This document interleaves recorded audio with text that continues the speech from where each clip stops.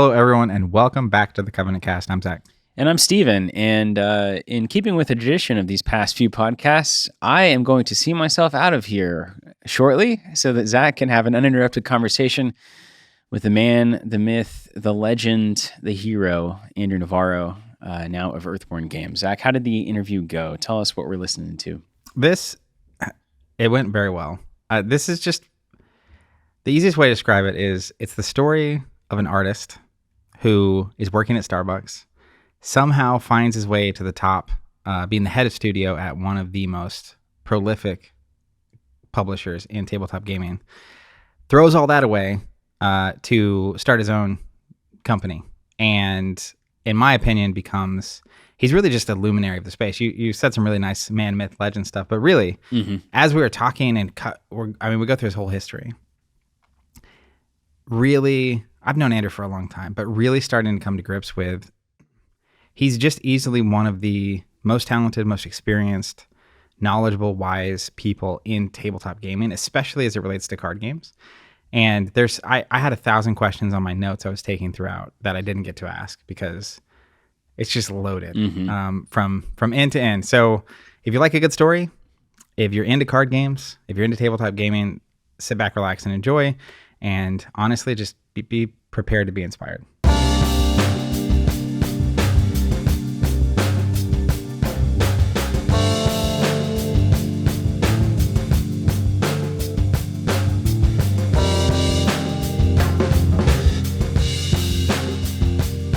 Andrew Navaro, welcome to Tulsa. Welcome to the studio. I'm so happy to have you here. Thank you, Zach Bunn. Zach Bunn.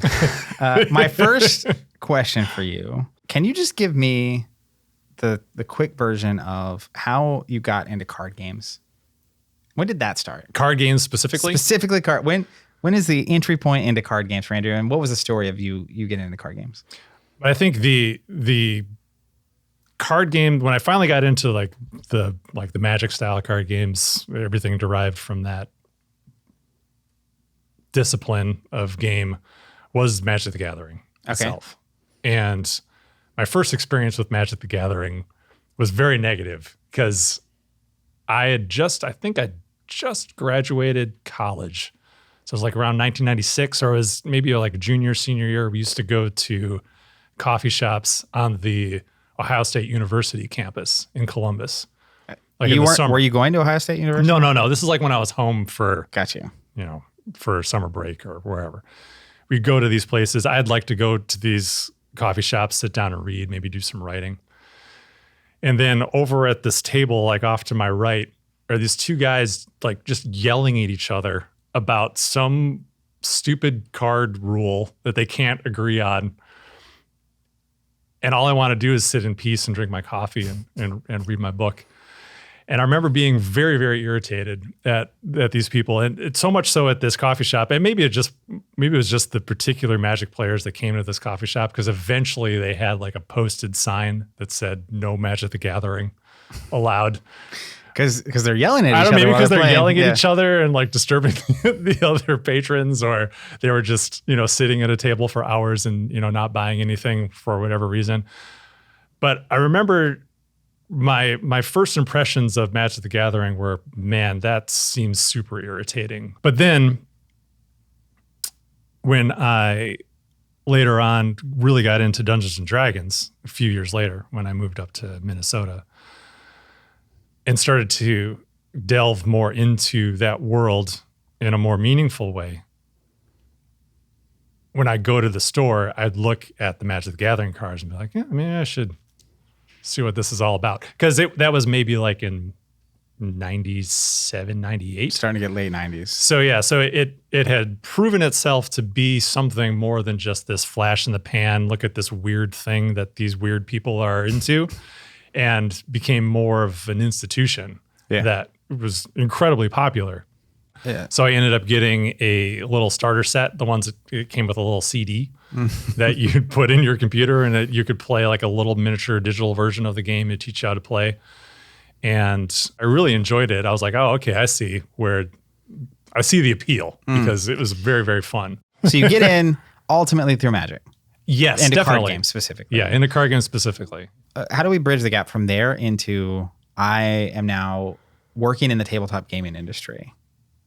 Well, okay. So that was an interesting experience. So this, and also actually kind of plays into my experience with Magic the Gathering because of Magic the Gathering, I started going to a local game store in the Twin Cities called The Source, which is it's an institution. You took me to The Source when I was there once. Yeah. They've been there for 30 years, close to it. I was just there recently. I still go there.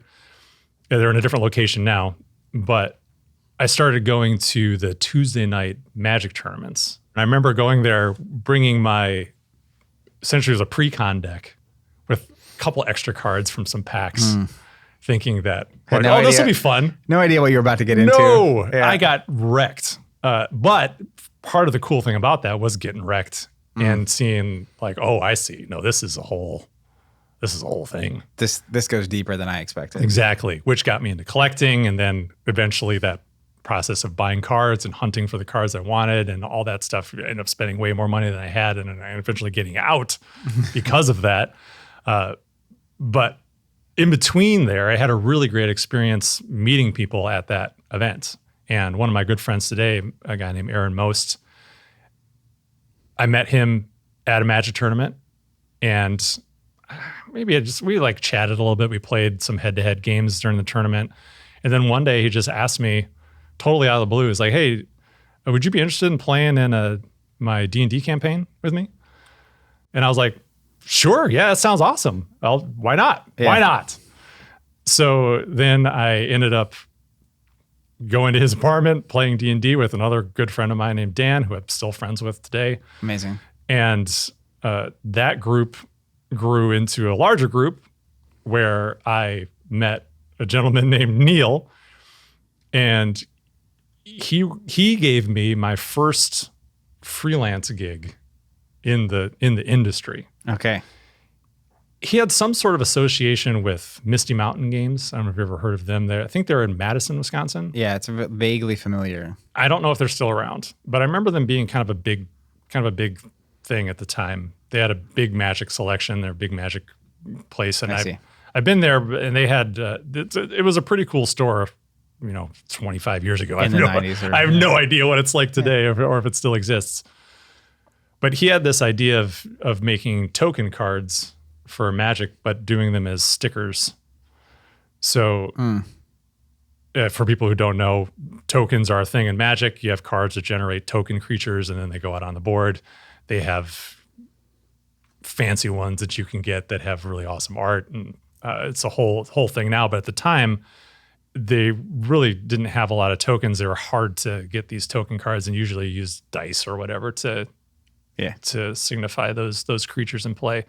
So he had this idea of doing a set of token cards that were stickers, where you could just peel off the sticker and then put it on your common or whatever, and then you'd have that An actual have an actual card. Yeah, so he commissioned me to do art for every token type Wow. in the game. So I did these pencil illustrations of Yeah. these various token creatures. Do you still have those? I think I have them in some sketchbooks and stuff, and I think if you Google them, you can find them. Okay. Hold on. Let me make a note. I need to look that up.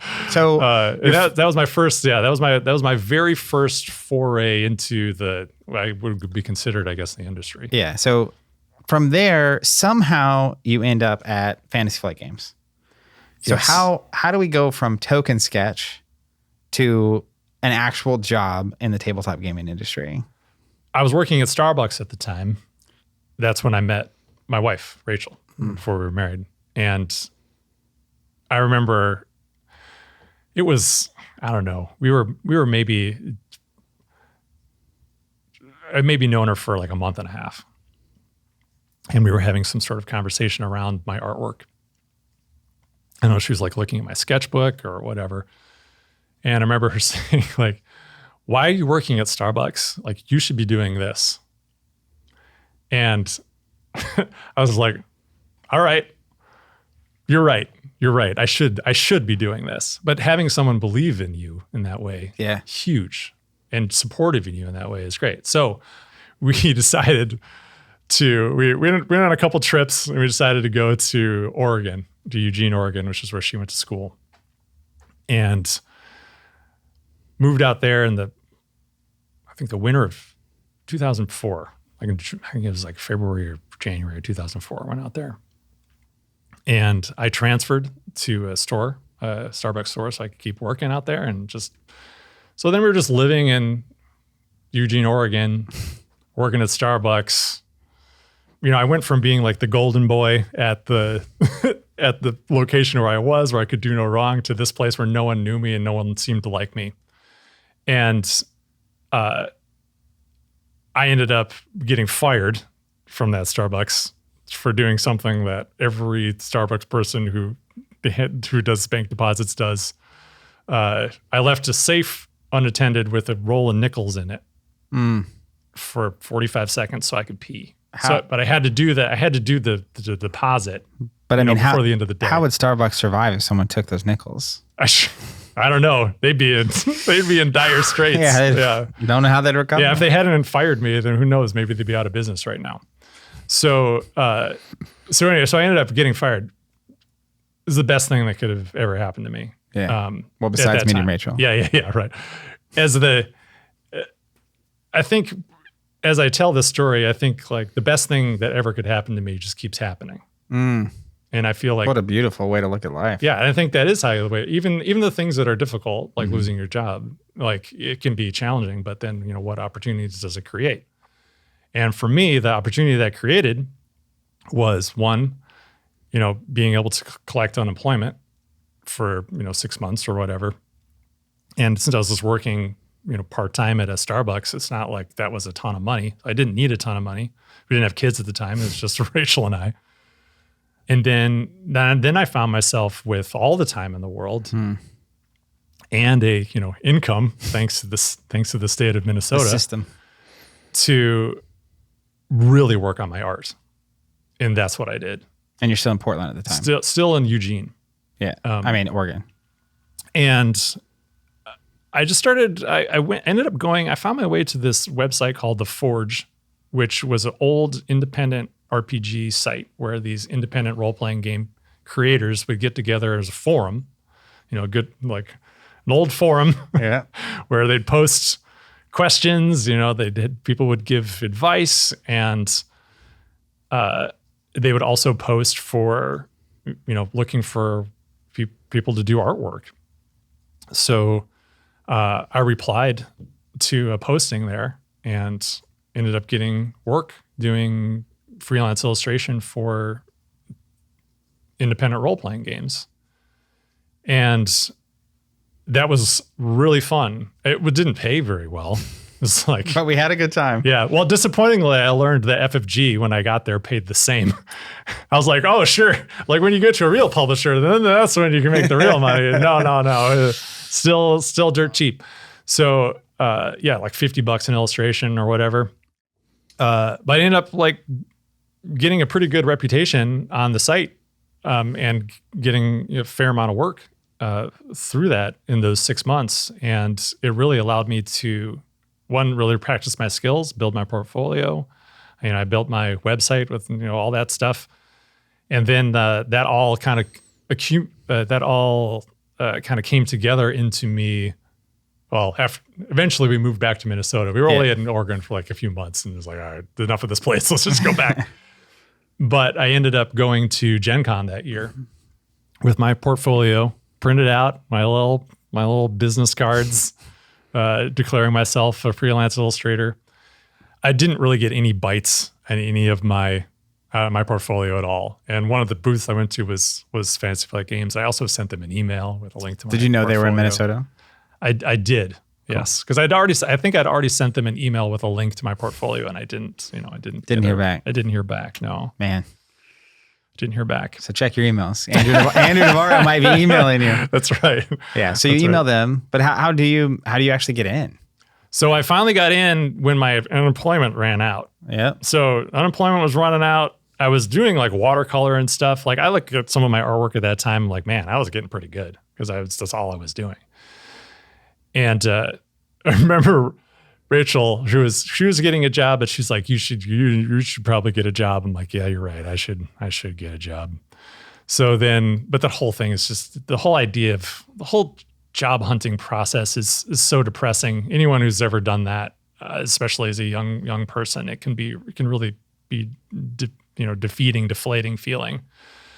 I was talking about this with Rachel, and she's like, well, you should check to see if Fantasy Flight Games is hiring. So I did, and they were for a customer service position. Not an artiste, but a customer service right position. Which I could do. I've done that. But yeah, I've worked retail and what was the difference between that job though, and in your mind, even applying for it, and any other office job?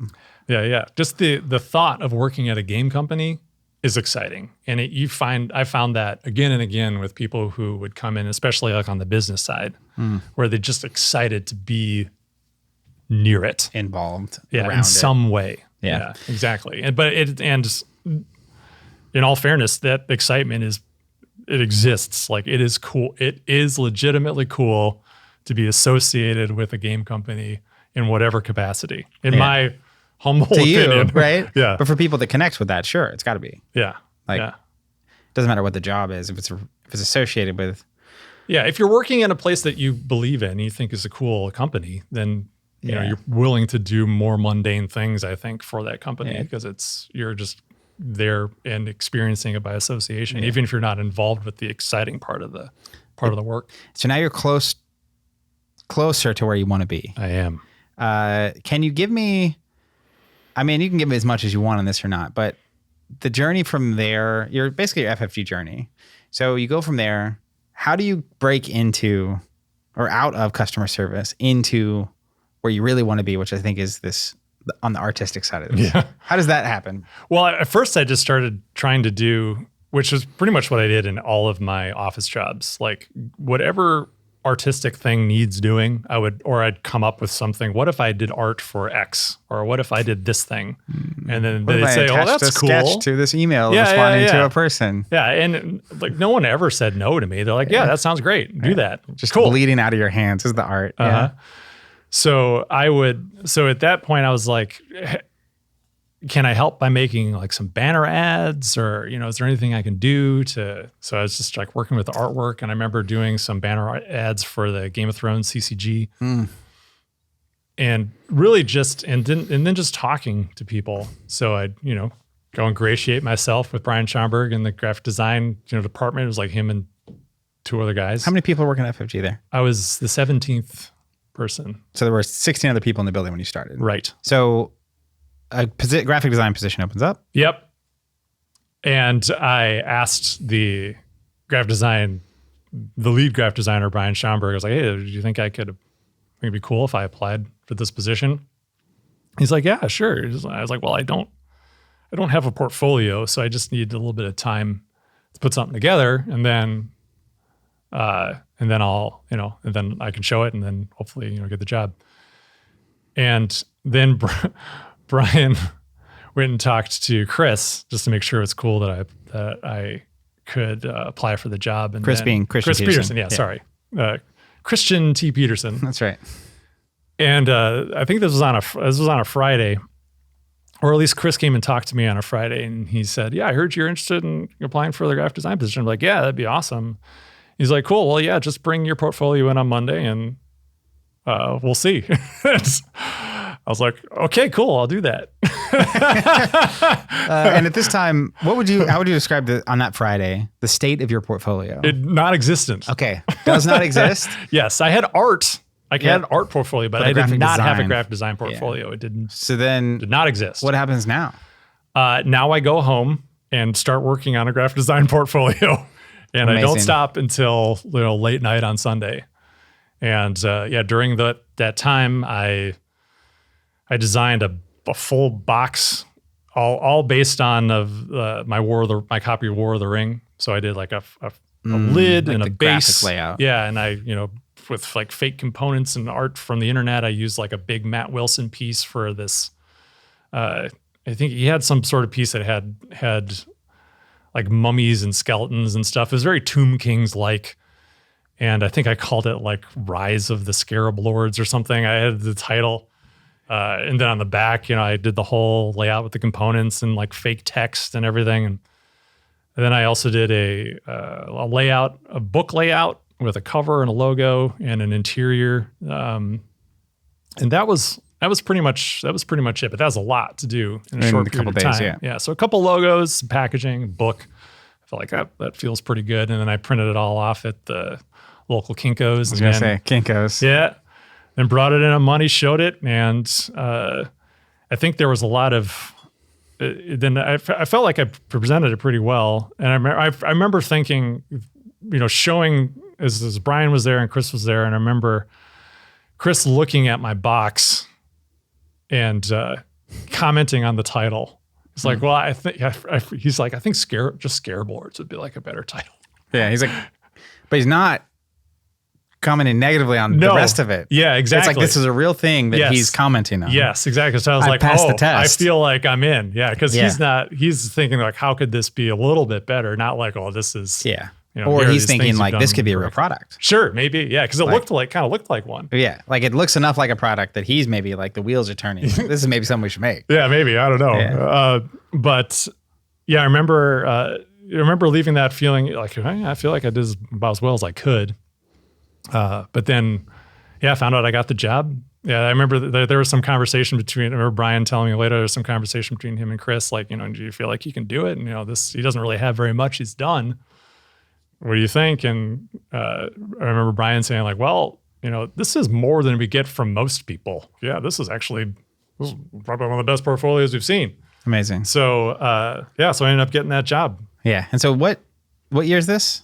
This was beginning of 2005. Okay. So from a very high level, customer service agent into graphic designer. Mm-hmm. And then real quickly, can you just give me the loose year and title changes that occurred through the rest of your career at FFG? Yes. We'll zoom out a little bit on the career. Yeah. But I think I could talk for the next 10 hours. We might just deep dive on my entire life time history. at FFG. Yeah.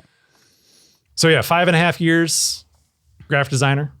Okay. Did a bunch of So now this is like 2010 and 2011. Yeah, 2010-ish. Okay. And then I became the managing art director when the art department was formed. What's a managing art director do loosely? Managing art director is in charge of commissioning and directing all of the cover artwork and managing the team that commissions and directs all of the interior artwork for a game.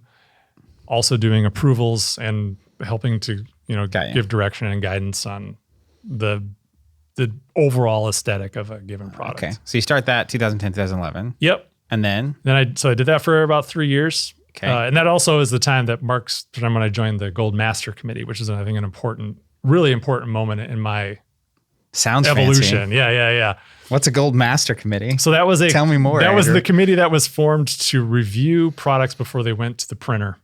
Gold Masters were discs that used to be burned for video games before they go to press. The master Gold disc. Masters. Gold Where that comes Master. from. So how many people are on that committee? It was me and then a bunch of executives. Up until that point, it was just Chris. People would print out every component of a game and put it on a table in his office.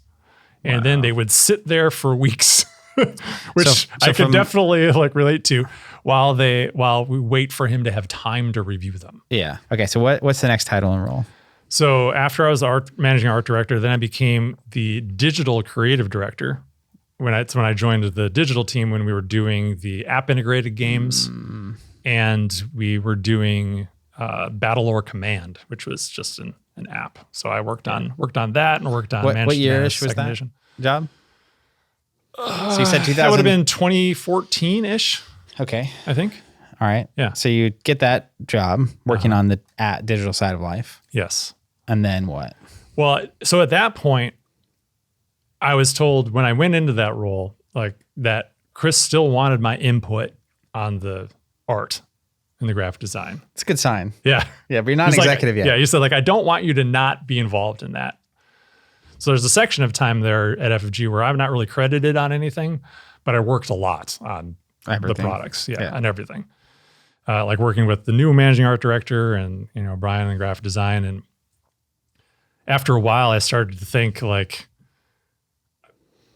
why am I why am I in this the digital team supposedly working on these products when like really I felt like my real contribution was over here. So I started to really get in my head. It's like, well, I should just be the creative director. Like that's essentially what I'm doing. It's not true, but that's how I felt at the time. So I made a pretty impassioned plea to Chris to like, hey, you're essentially treating me like the creative director. Why don't you just make me the creative director? And I wrote like a big letter about it. What would a creative director do if Like you were the one doing it? who is in charge of the vision, of the look and feel of everything that we were making. Look and feel. So Yeah. someone else decides that you're making something, but someone is in charge of making that look like something. To have that be the quality, the level of quality, and to match like stylistically like what is expected of us as FFG, who is especially at the time seen as kind of like the pinnacle of the Production quality, and presentation. Okay, so you write a letter. Yeah. You don't go talk to Christian. You write a letter. Yeah, I wrote a letter. And I talked to him and I wrote him a letter. I did both. So you make this plea, and then what happens?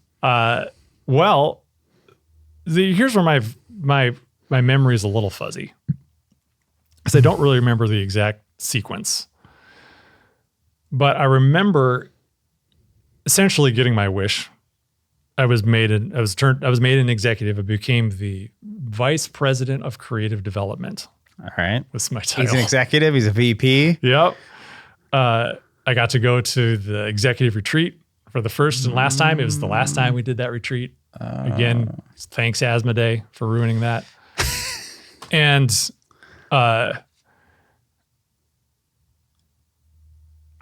I'm pretty sure, and I don't remember the exact sequence, but Chris started floating the idea to me. Like he essentially asked me, like, what would I think about doing his job? And I was like, I don't know if I could do that. And he's like, well, you'd be good at it. I'm like, well, thanks. Yeah.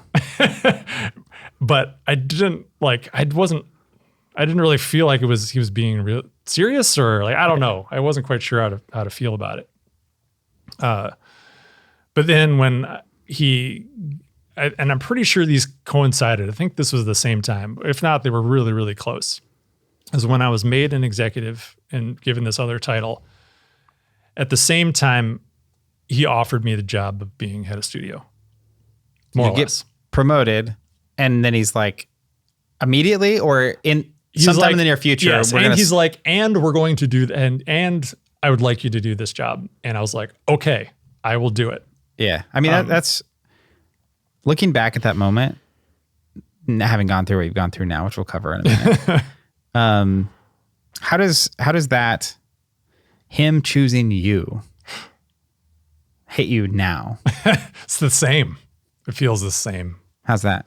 Just overwhelmed. Like, well, I don't know. Maybe hits me even more now than it did at the time when I think about it. Like at the time, it was very humbling and really nothing I imagined that it was even possible. But I know that he vetted it with other people. And he talked to other people about, like, what do you think if Andrew did this role? And he may have even offered the role to other people first, for all I know. And they were like, I don't think so. It seems like people believing in you is notable for you. I think it's notable for most people. Yeah, absolutely. Talking about Rachel believing in your art. Why aren't you doing this? All the way to this. So just knowing at that point, really, where FFG was, who Christian is. Yeah. Such an honor. To be the person that someone is picking to pass the torch to is pretty wild. Yeah. It's really humbling. And even today, it's I think, like, thinking about it now, it means a lot. It means a lot. Because Chris was, Asmodee acquisition merger was happening. He was promoting you to this role so he could go do a different role. Yes. So he was the head of Asmodee North America. Yeah, which was the new entity under which FFG sat. Right. But it seemingly, correct me if I'm wrong, but the Asmodee plan was centralize all the business activity, let the studios be creative studios. And that was the idea. Mm-hmm.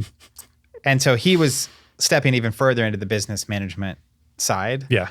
And you were now going to be heading up the new FFG that was stripping out, like accounting and finance and marketing and all this kind of stuff, and Purely really just creative. focused on creating the products, like create the experiences, create the games. You step into that role when that was 2017. 2017, yeah, was when I did that officially. It was like the end of 2016 into 2017 was my first. Yeah, and that was your last role at FFG. That was my last role at FFG. And when did that end? It officially ended January of 2020. Yeah, but I put in my notice in like June. Yeah, because it was a transition period and whatnot. Yeah. So you do that role for 3.5 years, 3 years. 3 years. What you had a long history there at FFG. How was it being head of studio? At first, it was pretty cool. I really enjoyed it. I was able to, I still did all of my creative director stuff. So the art department, sculpting department, fiction, graphic design, all still reported to me. So I was able to still keep a foot in that creative side. And then, especially at the beginning, there was a lot of like just aspirational planning and looking at the schedule. I love like solving like schedule puzzles and creating like the board for the entire schedule for multiple years and figuring out where all of our product lines sit. And, that time we were massive. We had so many huge games across so many different categories of hobby game. We had miniatures games, card games, board games, all like running and RPGs, of course, like all I think at like pinnacle, all really great stuff that we were making. Well, because just for a snapshot in 2017, that was near the revised Netrunner moment, which was super successful. You had Star Wars Destiny clicking. You had Star Wars X-Wing going. Yep. You had, I don't know if Conquest was still around at the time or not. Conquest was gone by then. Was gone. L5R was about to come out. Yep. You were probably deep in the pipeline at Keyforge, which was going to be a 2018. Like that's in progress. Yeah. There was a lot, and I'm not even getting into the Mansions of Madness, which had come out not long before that. Arkham Horror came out in 2016, so it was the LCG. Yeah. Was cruising along. Yeah. You had novels coming out. I mean, it was so many things. Just cruising. Yeah, these awesome world books that we did. Yeah, really. So it was fun at first. It was fun at first, and then, well, then I gave away my responsibilities, my creative responsibilities, and again back to Chris. I remember a conversation with him where he's like, "You might want to consider holding on to that stuff." If he had said to me, "I did that and I regret it," I might have received that message a little differently. Yeah. But in hindsight, I think that was the unspoken thing. Yeah. I mean, there's a reason he's telling you that. Yeah. I don't want to put words in his mouth, but having gone through it, I feel like that's exactly what he was telling me. He's like, hey, don't give up on that stuff because that's the stuff that fuels you. And he knew that about me. Yeah. And I was just in the spot where I was feeling overwhelmed. I just had too much going on. And then my life just became more about meetings, relationships, a lot of traveling, a lot of presentations, which I could do. Yeah. I felt like I was pretty good at that stuff, but it's just not as But it was taking satisfying out of you instead of fueling you up. Yeah, exactly. Yeah. I felt like I just kept getting like thinner and thinner. Yeah. Well, spiritually. Yeah. I feel like most people listening, that pivot is pretty radical and crazy. You have a very high position at a very notable company in the industry, doing well, generally speaking. So what was it? Why in the world throw that away and take a shot at doing your own thing? Well, like the job just wasn't what it was. The environment wasn't what it was. And a lot of that happened too when Christian left the company. So Chris left at the end of 2018, and I didn't really truly appreciate. I knew that he was a big advocate for us, of course, but I didn't really appreciate how. He left Asmodee at the end of 2018. Yeah. And to go off and do his own thing. Yeah. Again. And I didn't really appreciate how much he had been essentially holding back the tide of the giant amoeba that was Asmodee corporate, coming in to the thing that he had created to do what they wanted to do, to execute their vision, whatever it may have been, for what FFG should be or what Asmodee North America should be. And as soon as he was gone, it was just gloves off. And they were going to come in and they came in and just hacked it to pieces.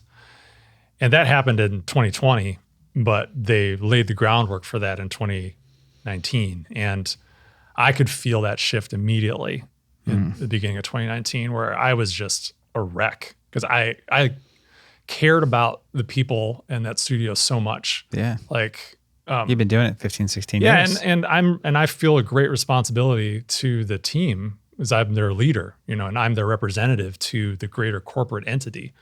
So I was always, fighting for bigger bonuses, more raises, like anything I could do, like higher starting pay, like always trying to fight for these things that were important to the staff. And the biggest domino to fall for me was our HR manager on the Asmodee side getting fired because it made no sense. And she was probably my biggest ally on the business side in Asmodee. Yeah, as like a support person and like someone that I felt like was a true advocate for us on that side and was able to like help, essentially protect us. And when she left, I was like, oh, that's not, when she was forced out, like I was like, that's not good. Bad sign. Yeah. I was like, well, that's, I'm not like I can be pretty logical. And I just thought, well, if you wanted to start firing people, the first thing you do is you get rid of the HR person who has personal connections to all the people who are on staff. Like bringing someone new, they don't know this person from Adam. They don't have no problem firing anyone you want them to fire because that's what they're there to do. And that's precisely what they did. But, they weren't overt about that. It was just all like so side conversations and politics leaves. Stuff. Yeah. And it was like, it was affecting my sleep. Like I just felt I was just worn so thin. I was so miserable. I was just a wreck. I think strategically, Fantasy Flight Games is a mismatch for Asmodee. Absolutely. Like I was like, I never understood why they bought it in the end. Like why did you buy it? Like what was the goal? Because you just wrecked everything. So all the foundations for that were being laid in the early part of 2019. And I remember we went on a family vacation to Breckenridge with my friend Joe, who now works at Earthborne with us. I've been working with him ever since. And I remember just, again, talking to Rachel, having a supportive partner in life, like no replacement for it. So I remember talking to her and just being like, I think I got to quit. And she's like, well, if you need to leave, then leave. And I was like, well, I'll know more when I go back. Cause there was like some big meeting or something. So I didn't like go back from that vacation and immediately quit. But I remember there was something that came up where Michael Hurley, who originally had started working on Earthborne with, I remember he sent me a message over our direct message chat saying like, hey, can you want to go grab a coffee? And I was like, sure. Okay. And I remember thinking, I hope he says, let's get out of here. Mm-hmm. But instead it was some stupid HR thing where it said, oh, I heard you had an argument with so-and-so and blah, blah, blah, blah. I'm like, oh God, enough. Like I can't do this anymore. So I called up Rachel. I was like, I think Did you tell Michael that? No. I remember just leaving that meeting being like, all right, enough. So I remember sending Rachel a message like, all right, what if I put in my notice today? She's like, do it. So I was like, all right. Wow. Wrote up a letter, sent it. And now you brush your hands. Yeah. But I could feel you getting emotional a second ago. Oh yeah. So there is this energy of like, I'm out of here. But it feels like there's more going on there than just. Well, when I was getting emotional, I was just getting emotional about my wife. Yeah. And how much I appreciate her and how supportive she's been to me and continues to be for me throughout my, that's really ever since we met. Amazing. So critical to my success.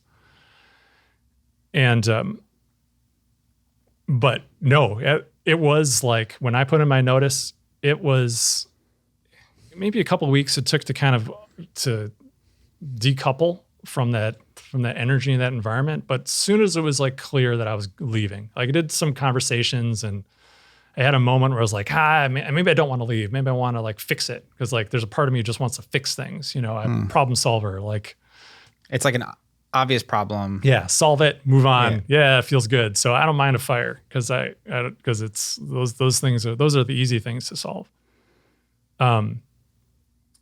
But when so after like a couple like a mushy week or so of decoupling from that and like finally landing on no, I do want to leave. I really do want to get out of here. Is just this huge weight lifted. And I was like, once you knew you were leaving, the weight's gone. And then all of a sudden, like I started getting all these ideas again. Like I started Creative's back. I felt the creative energy and I felt this like surge of life. Yeah. And it was incredible. And I was like, man, all these ideas were just waiting to arrive until I made this decision. And then started planning for Earthborne. Jamming. So tell me, you said you started jamming for Earthborne. What, at that time, and it may be the same today, what's the vision for Earthborne? Because you decided to leave FFG. All these ideas start flowing. What's the aspiration here for Earthborne at that point? At that point, I was just pretty much just excited to try to do our own thing. To do your own game in own studio. Exactly. Just to try to apply the lessons that I've learned throughout my time at FFG to our own endeavor. And a big hook that Michael and I latched onto at that time was the sustainability angle and trying to do things sustainably and thinking that was a thing that we could really build upon. But then also, and then the sustainability angle then led to, all right, well, what does that mean? That means not manufacturing in China. That means trying to manufacture domestically. Then the question is, okay, what can we manufacture domestically that we can realistically create and sell? So all of a sudden, a bunch of categories of games are just off the table. And what remains are books and cards. And I love card games, and I loved the co-op card games, the idea of the co-op card games, probably more than the execution of the actual co-op card games. I do enjoy them, but they never quite hit for me the way I wanted. And then using that as a business model to create cash flow that we felt like could actually create a strong foundation, and then build the business from there. Because that was a big thing I learned. Another lesson from Chris is that he said, a big issue that a lot of tabletop game companies run into, and we experience this as well, and we're going to try to get out of it. But that cash is not predictable. Like there's not that strong foundation of just month over month, like you can expect to make X amount of money. And something that we felt like could help create that foundation was the LCG model. If we're creating products that are coming out monthly or bi-monthly or however many, couple times once a year, right? But this is before. Again, this is the aspiration at the beginning. This is like thinking. So I can immediately take everything I learned from FFG, plug it into a 2-man operation, and then everything will be fine. It'll be great. Yeah. And all the same lessons apply. Yeah, it's exactly the same. Not at all. So anyway, so that was the beginning. Was like, all right, we want to make this company sustainably. What can we make? Card games that can create a really good foundation for our cash flow. Of course, an LCG style product, and then that was the basics of where we started. And when you say sustainability, there's environmentally sustainable, but it also sounds like you're talking about as a business, we are in a sustainable position. We're paying people a reasonable wage. It's taking care of our people. Right. And we can continue to do that over time. Yeah. So to try to create something that we wouldn't just flame out immediately and I Yeah. have to find some other work or something. Yeah. So you start down that journey. And can you give me the bird's eye view of the Earthborne Games journey so far? Sure. Because this is, I remember you came to visit us here in Tulsa back in like 2020. You had sketches in your notebook. Yeah. And it's like early days and you could feel that energy. Yeah. Right before the pandemic. Yeah. I came down here. So describe that process for me. From that moment, 2020, you leave. So I think January 1, 2020 was your first or somewhere in there. February 1, 2020. Okay. Was when I was officially gone. It's from over. Asmodee. And now you can do Earthborne. Yep. Talk to me about that story. Sure. So like I said, I had been talking to Michael about going off and striking off together. But then the more we talked about it, the more it became clear to me that what he needed to be able to be a part of it was not something I could provide because he needed stability. And I knew that it wasn't, we weren't embarking on a stable thing. Like we couldn't be worried about paying big salaries at the beginning because it doesn't exist. It doesn't work that way. Well, and you guys are coming from being executives at a well-established, successful company. Exactly. So that's unless you're in a position financially to do that, to take a break from making money. Right. Or have a spouse who's willing to go along with your lack of making money. Yes. That's kind of a problem. Yeah, exactly. So it became pretty clear that it was just something, it just wasn't going to work out. Michael's great. And then again, I'm super grateful for him for being there with me in those beginning moments, just talking it through and, getting excited about it. It just didn't work. But again, I think ultimately all for the best. He's in a great spot right now. I'm in a great spot right now. It's the way that life works. Yeah. Yeah. So in February, I pretty much immediately contracted Adam and Brady Sadler to work on this beginnings of a game. I'd asked them if they were interested in making, something kind of like, Arkham Horror-ish, a story-based game that could tell episodic stories over multiple releases. Again, I was still thinking at this point that it would be packs that would come out every 2 months was my goal. It's hilarious to even think of now. It's just absurd, such an absurd idea. You didn't really realize. It took me a while to realize, just how much support you have with all the apparatus built around you and how like at FFG. To produce all those LCGs. Exactly. Like to do that, like that, people who get grumpy about that stuff not coming out on time, like just the amount of things that have to happen right and the amount of human effort that goes into making that product magically appear on the shelf is astounding. I had a conversation with a designer at FFG who I really liked. And I had kind of tagged him as like someone who I'd love to work with in the future. And we went out to lunch. And I remember sharing with him some ideas that I had because I was working on a couple settings of like what the card game could be. I had some vague ideas, and I knew the name of the company by then, Earthborne Games. And in that lunch, I had told him that, and he's like, "Oh, that's a great title for a game." I was like, "I never thought about that." And it was a pretty good title for a game. Earthborne. Yeah. So then it really got me thinking. It's like, and this is like why it's great to bring your ideas to people you know. Yeah. Because you talk and then more stuff comes out when you get the idea out in the air and bounces off of someone, they contribute. And that happens again and again and again throughout this process. Yeah. So if I hadn't had that lunch, just chatting with him casually and mentioned the name of the company, who knows? But then all of a sudden, all these things started to click for me. It was like, Earthborne Games, Earthborne. I was like, it's like Catan. Like, how great is that? Like, you don't ever ask who makes Catan. Well, it's Catan Studios makes Catan. Who makes Earthborne? Earthborne does, of course. Like, it's one less name to remember because people almost always remember the name of the product. They don't always remember the name of the publisher. Yeah. It was only in hindsight, again, where I was talking to someone, like, that was pretty risky for you to name your company after your game. Like what if it sucked? I'm like, I didn't even think about that. You never didn't have it. It was that shot was always going in. Right.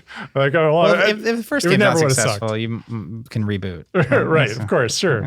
Move on. So from that conversation, I started thinking about the Earthborne as a setting. Like, what is that? And then that's when I was doing all those drawings, sketches, share those with you guys. And then, so I hired the Sadlers to do the early design, but I also, at the same time, brought on Sam Gregor Stewart, former RPG designer, manager, editor, the creator of the Genesis system, lead designer on the Star Wars RPG. We've worked on building worlds together. So it's like, hey, do you want to make this world with me? So, and he's like, yeah, cool. I'm not doing anything else. So we met weekly for, I want to say like maybe 4-ish weeks. Maybe we did like a total of 5 meetings where we just meet in a coffee shop for an afternoon, sit for maybe like 4 or 5 hours, just riff on ideas, write down. We came up with the valley map. We came up with the whole idea of like the basics of the setting, like how everything got to this point, the history. And then one of the things I really wanted to do was like really go deep on a single spot, because we come out of the ideas for the entire world, but we can only go so deep when you consider the entire world. We wanted to really narrow in on a small portion of this future Earth and be like, all right, let's get as deep as we possibly can with this one spot. It's one place on planet Earth so that it can feel as real as possible. Yeah. And so we had a bunch of awesome, super fun conversations about that, just writing down notes. And then Sam took all that and then wrote up 10,000 words maybe about the setting. It's fantastic, like such foundational, amazing work. And then that work was then applied to the Sadlers' design, who like their basic version kind of started before we really landed on what the Earthborne setting was. So their early work is kind of more like your typical post-apocalypse vibe, like scavenging. Survival. Like we talked a lot about scavenging and survival. Like those were the things that we were kind of started with. And then as we married the two, the design and the setting, became pretty clear that what they were kind of designing toward wasn't exactly right. So we kind of had to merge those together. So that's the first year of working on Earthborne. I was also working at Chip Theory Games. Oh yeah, you were moonlighting. Yeah. Working part. You're moonlighting on Earthborne maybe more than anything. I was more moonlighting on Earthborne. So yeah, I talked to Josh Carlson, the owner of Chip Theory. He and I had met through a mutual friend at Gen Con in 2019. He hooked us up, and then we talked about me like coming over to them to help them grow up a little bit as a studio. But what I was learning from them at the time was how to do crowdfunding, which I did never. You know that's what you were learning? Nope, I didn't. Yeah. But as and when I was there, because I hadn't even considered crowdfunding. Yeah. So I think when you and I first kind of talked about it, it was like, all right, how are we going to make this work in the traditional sense, or like trying to go like direct through Covenant? I think we were talking about like early versions of the player-driven product model at that time. Because we'd done that with it. I'd started talking about that with Colby at Plaid Hat in like March of 2020. Yeah. So almost the the idea same of PDP, time. which is when this is brewing. It's like, how do we actually how do we get you into a sustainable spot as a tiny indie card game publisher? Yeah. What does that look like? Yeah.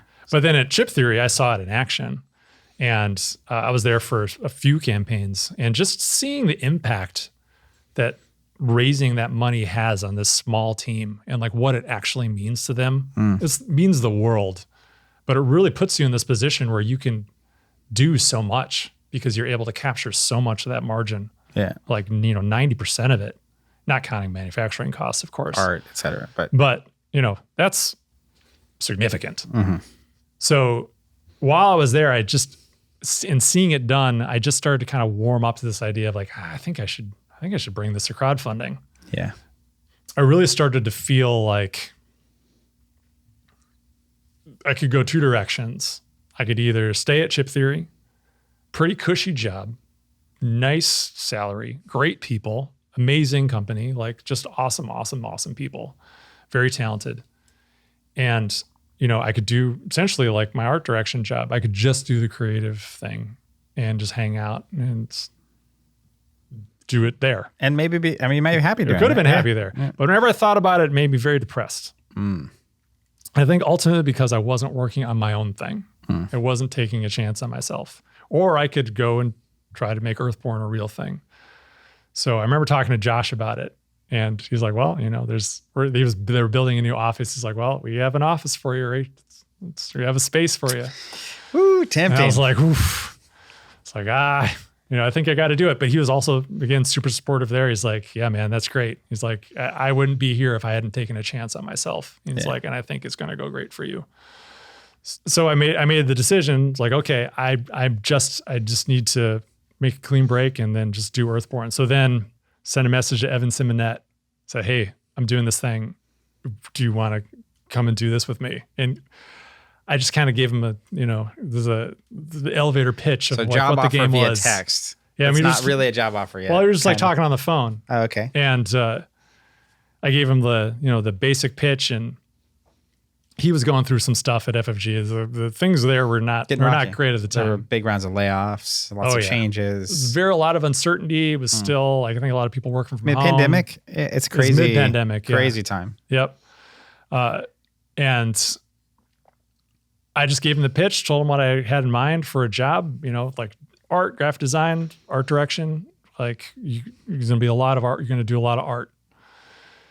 And he was like, yeah, that sounds great. So I barely had to convince him. It was just like, yeah, let's do it.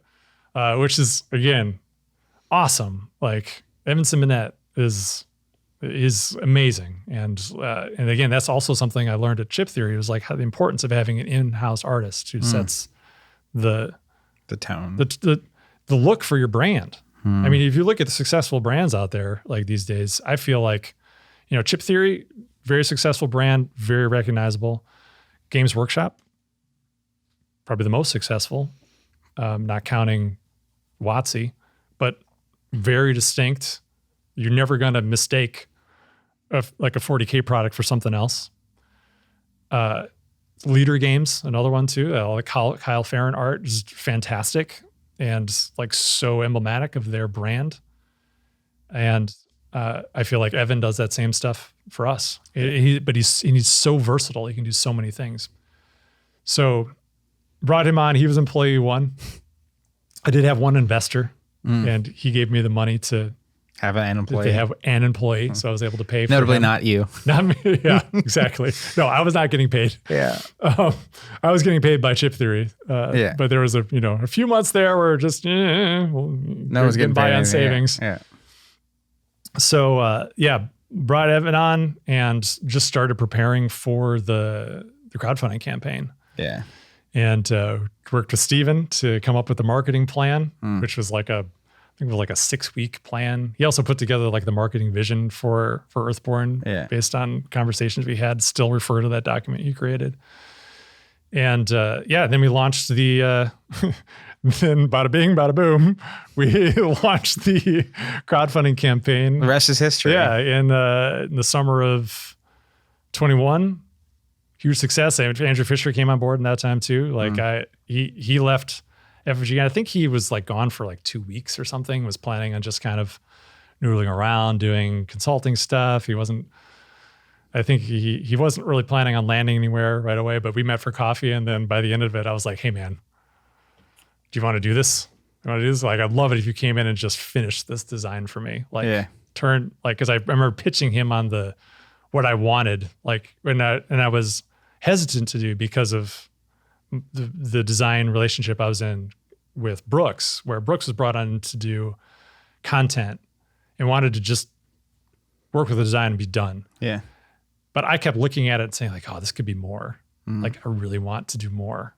Because at the time the game was all these disconnected regions. And you played a version of that game. Yep. It's all these disconnected regions that were connected by like a central hub, which was like your campaign book. And then you'd go out on these adventures, come back to the book. And those regions had locations in them. But I just kept seeing this vision of all the locations being in a giant stack where I wanted to just travel throughout. Like I wanted to just go from one location to another and not worry about a region. I could go anywhere. They're all connected. And I pitched that to Fisher. I was like, this is really what I want to do, is this. And he's like, that sounds rad. Let's do that. I was like, all right, Yes. let's do it. That one. Yeah. So Fisher came on, and then, his work, he did he reviewed the game, and I still have a folder on my computer that's like the Fisher review, and he eviscerated the game in my rule book that I'd written. And I remember like he spent a lot of time on those notes, which I pretty much just skimmed because it was clear that it needed work, and he was the right person to do that work. Yeah. So brought him in, and then we launched a crowdfunding campaign. And I was like, hey man, if this thing takes off, like then we could turn this into a real thing. You can pay a salary And how'd the first campaign go?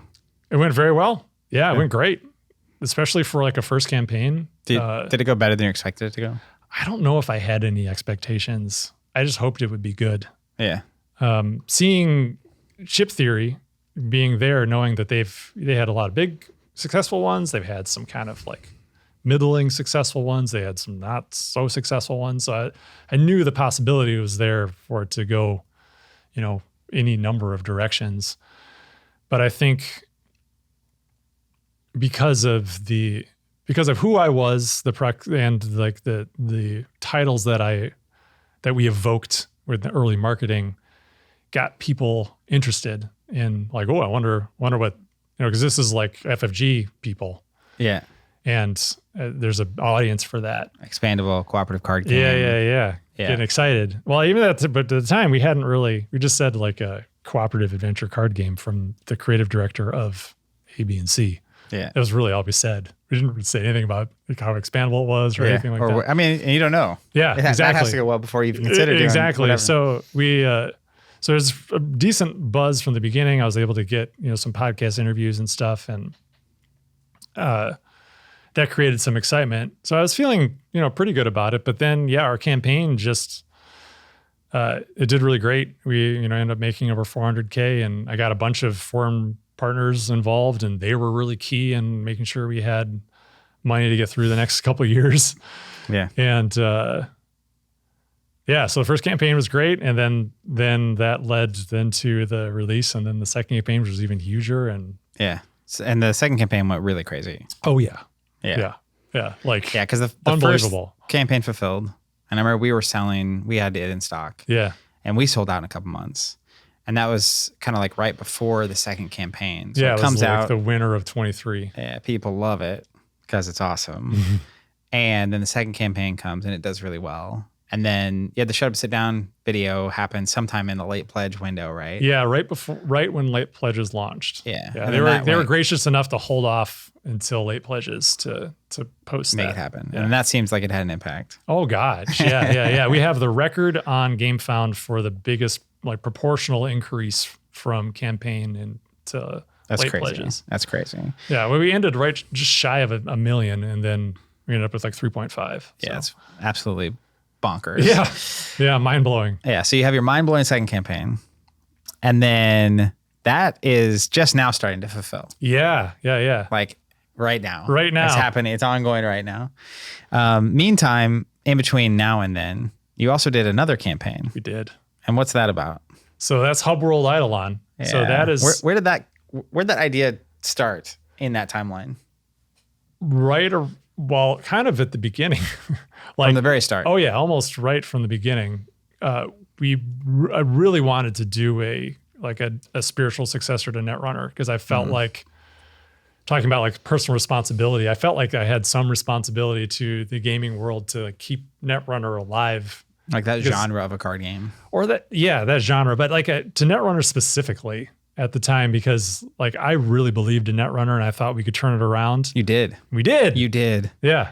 I can't believe I've seen so many games try to do what Netrunner did. Yeah.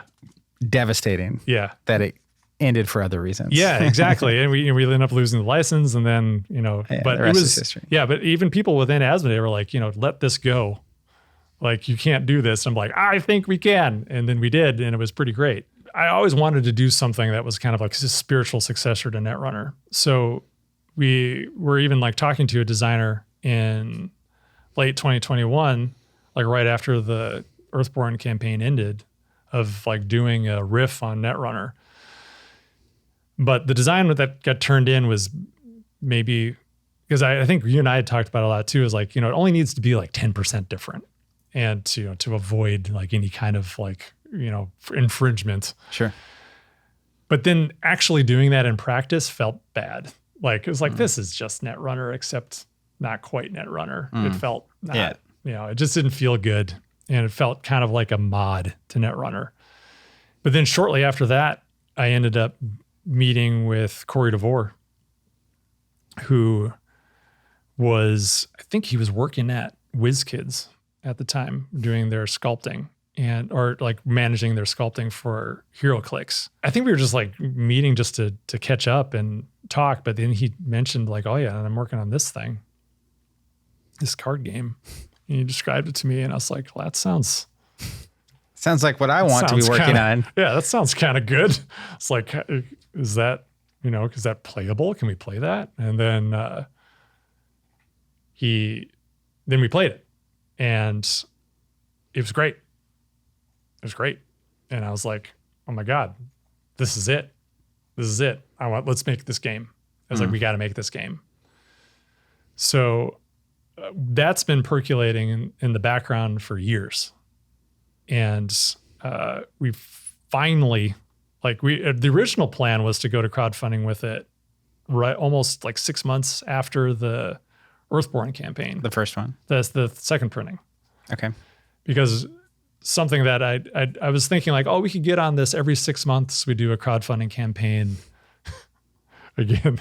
So all these ideas that I have that in retrospect, I'm like, man, I'm glad, there's a reason that didn't work out, because it's crazy. Like, I know there are people who do it like every 6 months or even every 4 months or 3 months to do like they're always crowdfunding for a thing. And I think you could do that if you had like a dedicated group at your company, or that was their job. All they're doing is like managing and creating crowdfunding campaigns. Managing updates after the whole thing. Right. But we still do everything. Like, everyone at our company does everything. So like, we're designing the game, but we're also like doing the community management, or, like, I'm the head of this company, but I'm building the graphics for the crowdfunding guys. I do all that. Yeah. Yeah. Like, it's a lot of work. But yeah, we had originally planned on launching it shortly after the second printing campaign for Earthborne, because we just didn't know how it was going to go. But then when it exploded, I was like, oh, okay, cool. We have time. We can just chill. So we ended up pushing it off. And in hindsight, again, I feel like we could have waited even longer. But I think since we've been working on it for so long, like, to us, it felt like it had been forever. Yeah. And we should just launch this campaign. Well, that makes me want to ask, is the Hubworld campaign was early 2025. And I would describe that campaign as a no FOMO campaign. So the reason I say that is the timeline that was originally set in that campaign is early 2027. Yeah, January 2027 was the date I put on there. Yeah. And there's really no stretch goals. Nope. There's no, there's just no, it seems like a very genuine, honest, straightforward approach to doing a campaign. Can you tell me about why? Like, why'd you make all of those choices and go to crowdfunding? I have my thoughts on it. Yeah. I love it. Yeah. Side note, the no FOMO vibe. But that's just a really strange choice. And even I know when the campaign happened, a lot of people were just talking about how far away. And you talk about you could have waited. Yeah. So it seems like you wanted to launch to give the internal team a boost. Yeah. It's like, hey, we're actually doing this really thing. Happening. Yeah. But tell me about that set of decisions that were made about that campaign. Was it intentional, or is that just who you are? Well, it is part of who I am. Yeah. Like, we try, and I think succeed, to be very honest and straightforward with everything we do. I give the potential customer a lot of credit. Like, I love having intelligent, informed customers, backers, Love that. supporters. Like, and I feel like the more they know, the more, the better, consumer, for lack of a better word, they'll be. Like, I don't even like consumers. I'm not a big consumerism guy. I'm kind of anti-consumerism. Yeah, but that's part of them being knowledgeable. Right. Like, you're making decisions to fight against the unsustainable consumerism. Right. Yeah, exactly. So I give them a lot of credit from the start. I try not to talk down to anybody and just try to be as plain and as straightforward as possible with our communication so that you understand exactly where we're coming from and exactly what our intentions are. So the decision around the projected release date that's advertised in the GameFound campaign for Hubworld Aidalon was born out of where we were in the Earthborne Rangers campaign, where, we were at that point, like 3-4 months behind schedule of where we had originally advertised. We advertised, December 2024 to fulfill. And I think when people look back historically at the Earthborne Rangers fulfillment, they'd be like, oh, they said December 2024 and it came out in June 2025. That's pretty good. But we were getting hammered by people in our comments for everything that would come up that would delay it. And it ended up like really being this, like, I feel like really unnecessary tension point because the December 2024 it's just an estimate. It says estimate right there in the name, estimated delivery. So in order to try to like head that off at the pass for future me or future us, so we wouldn't have to worry about these issues, I was like, let's just put it out. Worst case scenario.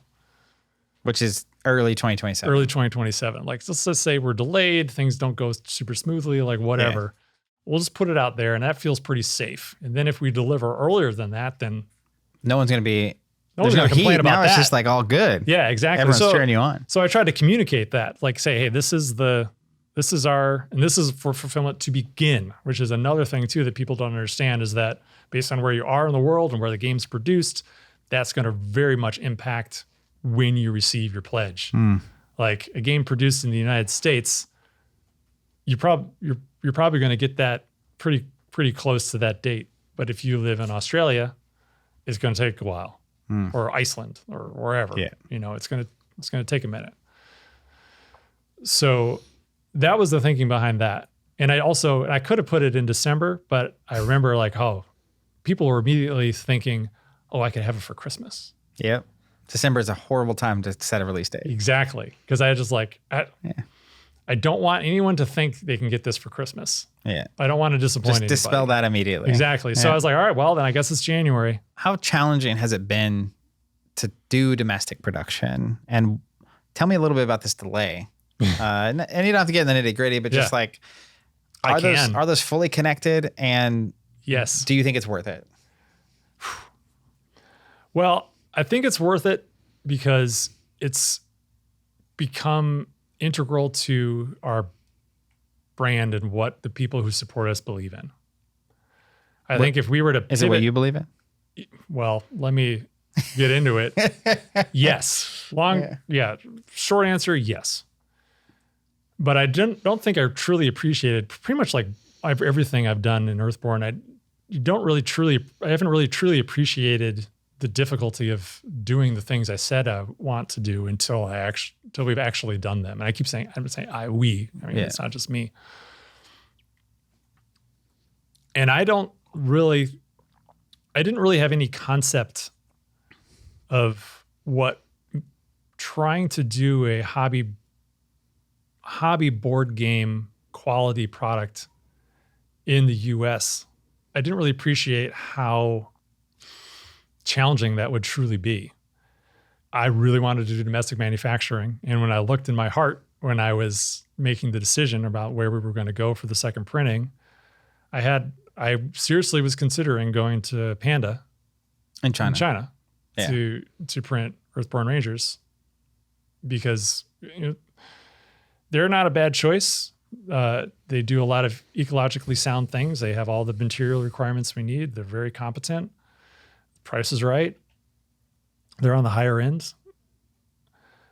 But when I really looked at it, even though the Delano quote was magnitudes higher, I just felt like I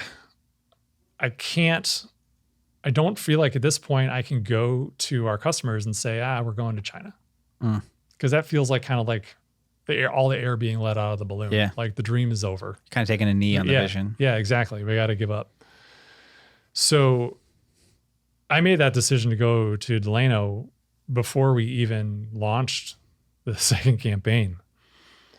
And I didn't really realize, like I said, again, like how much they needed to really stretch beyond their go outside of their comfort zone to even make the thing we were creating. And they definitely bit off more than they could chew, because not only did we give them a massive order for the core game because of the success of the crowdfunding campaign, they had to print all of the expansions, also massive orders, all at once on a machine they've never used before. Yeah, going to be some learning curves there. Yeah, so the delays are 100% related to the domestic manufacturing, because the first run of games we did that we debuted at PAX Unplugged, that was like a short run that they did where they were effectively trying to figure out how to use their machine. My goal, my hope is that we can educate people, especially because of how we're delivering the product, one through crowdfunding and the other mostly through you guys, is that we can bring people along on this journey and say, hey, this is part of what it means to manufacture domestically, is we got to figure stuff out. Like we're miles behind Chinese manufacturers as far as experience and discipline and care. Just doesn't exist here. Yeah, it doesn't exist. We have to create positions where people can grow into that role, learn and apply that knowledge on future products. Like it can't be like a one and done thing and move on. So even though there are aspects of the production that I'm dissatisfied with, there's still a lot of part of the production that I'm very satisfied with. It's not like this all like nightmarish. My standards are very high. Yeah. So the things that bug me aren't going to bug most people. But the expectation is that over time, the more products we do with them, the more jobs we do with them, the better and better and better that product will look, and that our customers are along for that journey. They help support that process, and that years down the road, the most faithful Earthborne customer can take pride in supporting us and making that happen, and look back at like the early edition of Earthborne Rangers and be like, oh yeah, I remember they had a couple flaws. That's pretty cool, but look where it is now. Look at how cool this product is. Look at how good this is, and it's all the same people making it, and see how far they've come. Yeah. I think that would be great. And that's what it means to invest in American manufacturing. You can't flip a switch and just do everything they do somewhere else where they have years of experience and tons of demand. Yeah, and tons of demand, and just make it magically happen. Yeah. It doesn't work that way. Well, it's almost like sustainability is a long-term view, and long-term sustainability requires short-term pain. Yeah. And maybe friction and cost increase and mistakes and problems. Someone's got to be the first people to do it. Yeah. It might not require it, but it certainly has happened. I think it almost certainly, it's not always true, but if, as an example, we're going to develop the capacity to manufacture tabletop games or card games in the United States of America domestically in a more sustainable way, someone has to be willing to be the first one to take the chance. Delano and Earthborne Games.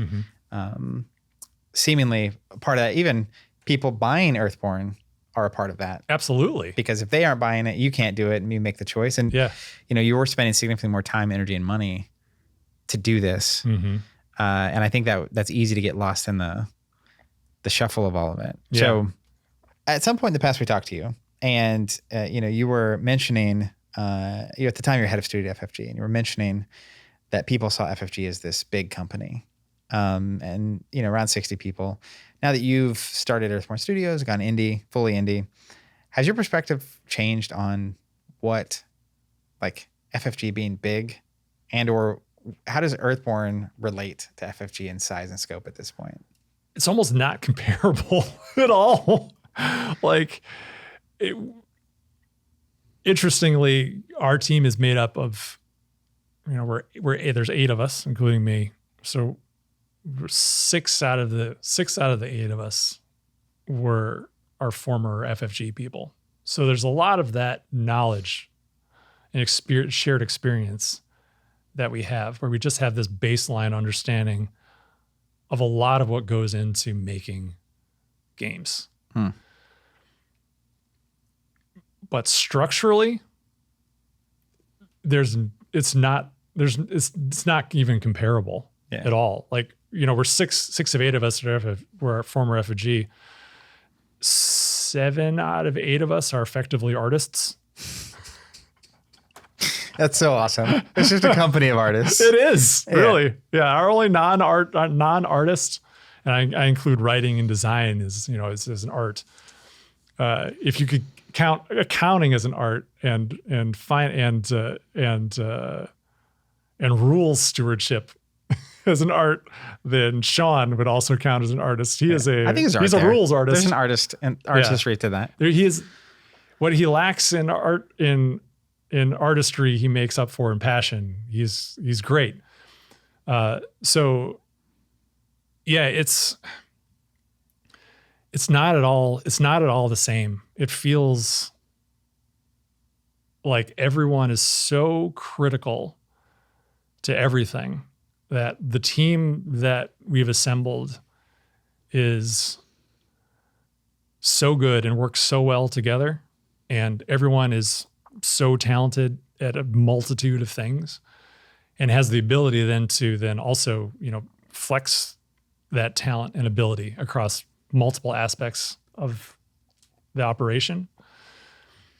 Not at all like at FFG, especially when I was head of studio, where everyone had a very defined role. Specialists. And you do not stray from that role. Anything you do outside of that, you know, get your hand slapped. And at Earthborne, I'm just like, I hope you like to do all this stuff. We're going to need it. Yeah, exactly. Andrew Fisher has been, you know, really, you know, pretty much my right-hand man through this entire experience. I love him. I'm very proud of him. He could have like a big fancy job somewhere if he wanted one. But I feel like he gets a lot out of like the satisfaction of working so closely on the things that he creates, or like someone like Maxine, who, you know, is our lead developer on Rangers. You know, she's doing all the writing, all the design, managing all of the play testing, doing all of the rules questions on our Discord, really engaging with the community regularly. You know, all these things that at FFG, you know, there'd be multiple jobs. Yeah. That you would not be expected to do, but if you ever drifted into doing any of them, they'd look for ways of like, let's find a way for you to not have to do that thing you're doing so you can focus on this one other thing. There's an upside to being a specialist at something. You can get really good at it. Even you talking about your 6 months on unemployment doing art. Yeah. You get really good at art. Yeah. But do you still imagine it looking like that in 5 or 10 years? I have no idea. Yeah. No, I don't. I'm very much in the moment kind of person. And there is the planning that I've done is mostly around product releases, not around the structure of the company. There are definitely roles that I would love to fill. Like a marketing person would be great. But I'm also just kind of waiting for that person to magically appear in front of me. Yeah, you're manifesting the marketing person. Exactly. Yeah. Well, maybe. But so like there's definitely like roles I feel like, it'd be great to have someone in this role, or someone who's like in the production role where I don't have to be doing the back and forth with all the factories and all the file prep and all that stuff. I'd love to have someone who's just, I could trust to do that work, or, you know, even someone who's maybe new and wants to learn that stuff, and we could bring them in. So I have thoughts about that. But again, that's very much like in the moment, like, what do we need? What do I feel like we need? All right, let's make that happen. And then I know there's products that I want to do, and like, how do we make those products happen? But as far as like what Earthborne looks like, it'll take shape around those ideas and be whatever it needs to be to make those things happen. In your mind, if you're successful, what do you hope players of your games are saying about Earthborne Games? Like, how would they describe Earthborne if you were successful the next 5 to 10 years? Changed your life. With Rangers, that's really at the heart of what that game is. Like, I really wanted to speak to you on a very, very deep level. And for you to have an experience with it that, whether you're aware of it or not, changes you for the better. Helps you see things differently, or like just gives you a truly memorable experience where like it touches you in a way that you didn't expect a game to touch you, or like you're playing with someone who you have an experience with that is deeply enriching to you. That's really I think that's the ultimate goal of the things that we make, or else why bother? Yeah. Like the words Earthborne Rangers, I want to mean something to people. Yeah. It's a beautiful sentiment. the aspiration of and the why behind you creating this experience, and I adore it. It's amazing. Maybe a little more practically, if you could go back, particularly to like, let's say February 2020, and start Earthborne Games over again. Clearly, even with Hubworld, the campaign, the timeline was different from Rangers because you had learned and you had experienced it. Yeah. So what do you think is the most important lesson you've learned in the past 5 years? I think the most important lesson is just surrounding yourself with talent and working with the people who care about you. Like, you can't do anything alone. I think I was talking to one of either Sam or Sebastian. One of your kids. One of my kids, yeah. And they were talking about a game, and I can't remember the exact game, but I remember them saying like, oh, they did that by themselves. They made that game by themselves. And there are plenty of like indie game developers, like video game developers, who are like, they do everything. They do the art, they do the design, they do all that stuff. But at the end of the day, none of them can make that without the support of the people around them. I've never heard of there might be some out there who's like just like a crazy reclusive living in a cabin by themselves, like literally no support from anyone, and they make a thing and then it becomes successful. But most of the stories I've heard, they always have support, emotional, familial, friends, just people peers that they bounce ideas off of. They don't do that in a vacuum. And I think that's a big thing that can oftentimes go missing in some of these stories. When I mentioned Rachel and her support of me, that is so invaluable. Like, I would 100% not be where I am today without her, obviously. Like, we have a family together. But like the impact she's had on me on so many levels of my life is just incredible. And so, having your support, having her support, like the support of people who I've met, and just, in the board game community in general, there's so many people who are generous to offer. Like, even when I was at UK Games Expo a couple of weeks ago, just out of the blue, people like saying, hey, have you met this person? Like, you should talk to them. Or like, hey, I know of this service. You might be able to take advantage of it. And then making introductions, just, not like they're making a commission or anything. They're just out of the goodness of their heart helping out. And like that's the key, which I think I've shared before. Yeah. On a stream, is that, ask for help. Yeah. Talk to the people you know, and don't give anything away to your friends, because they're the ones who would be happy to give you the money for the thing that you make. Yeah. Yeah. They're obviously ready to support you. Absolutely. Yeah, if they're actually friends. Yeah. So you were there when FFG lost its founder. or Christian Well, moved he on. didn't die. lose, but he went on. But you replaced him. Yeah. And then that kind of went a strange direction with Asmodee and the corporatization and stuff. Have you had any thoughts about what happens to Earthborne Games when Andrew Navaro is ready to hang up the cowl? You know what I mean? It seems like you're trying to create a sustainable, enduring, purposeful, meaningful thing. Yeah. And it just would make sense to me that you would have put some thought into how does that go? How does this transition? What lies beyond for Earthborne Games past Andrew Navaro? Yeah, it's hard to think of because, sometimes when I go down those mental pathways, then you start to think about questions of just your own mortality, right? And those can be, for me, uncomfortable thoughts, even though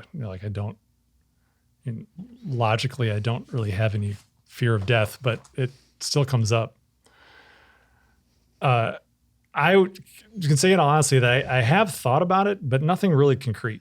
Because again, I'm very much in the moment. Yeah. And when the time comes, I feel like I'll know, or the solution will present itself, or I'll be drawn in some other direction and it'll be clear to me that it's time to move on. Or who knows? Like, there's so many variables in life, it's impossible to know. So I don't have an exit strategy. I did not found Earthborne Games to sell it. The advice I gave Josh at Chip Theory was like, don't sell your company unless you're willing to be done. You want nothing to do with it. Don't sell. Like, keep doing the thing you love doing.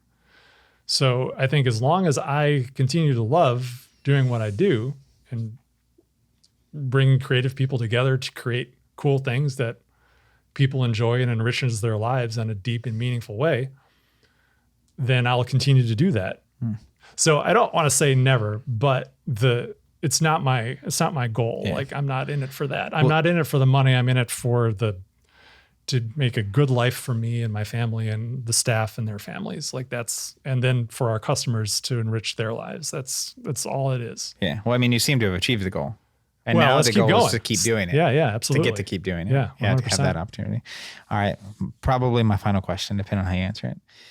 If someone out there listening is considering creating or publishing a card game, coming in an indie publisher like yourself, what's the one most important piece of advice you could give to them?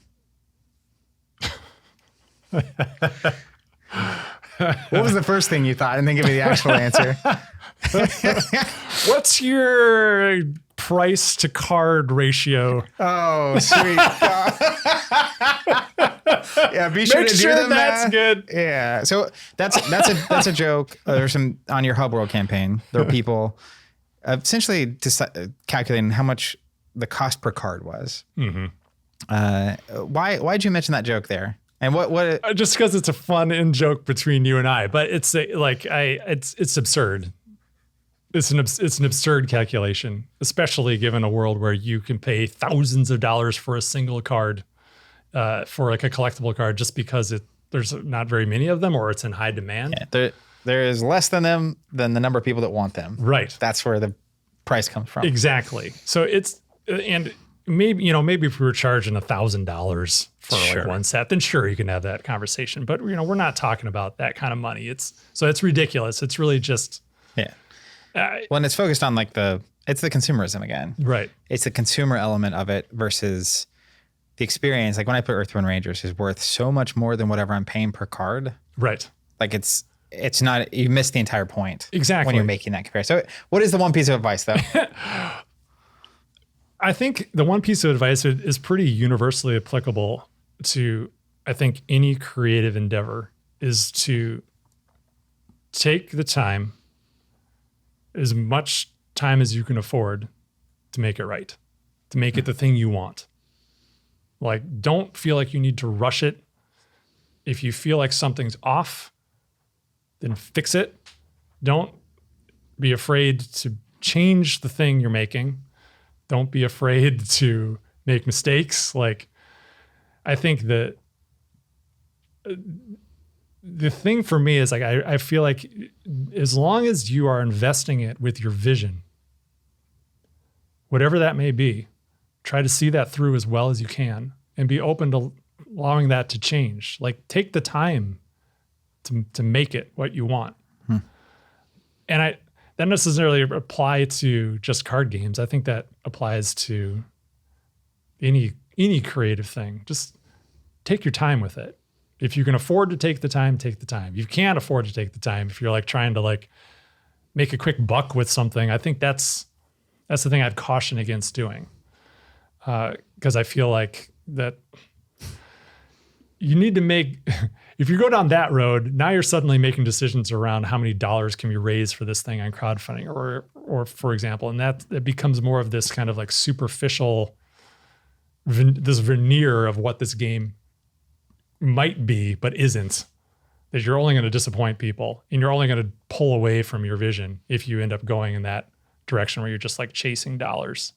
To me, and again, I think it's just that purity of expression that I think is just so fundamentally important to any game or any,